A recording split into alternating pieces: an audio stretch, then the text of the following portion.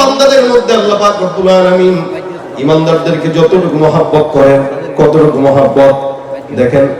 আল্লাহ রাসূল বলেন বাইতুল্লাহর সম্মান আল্লাহর দরবারে অনেক বেশি, কিন্তু এই বাইতুল্লাহ যখন কোন বান্দা তওয়াফ করে, আল্লাহ নবী সাল্লাল্লাহু আলাইহি ওয়াসাল্লাম বলেন ওই বান্দাকে আমার আল্লাহ একদম নিষ্পাপ শিশু বাচ্চার মতো মাসুম বানায় দেয়।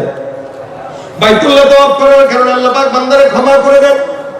নবী আমার ডাক দিয়া বলেন কাবা তোমার মর্যাদা আল্লাহর দরবারে অনেক, তুমি জানো তোমার কাছে যেই সমস্ত ঈমানদার মুমিনরা তওয়াফ করার জন্য আসে, এই সমস্ত এক একটা মুমিনের দাম আল্লাহর দরবারে তুমি কাবার চাইতেও কোটি গুণে বেশি।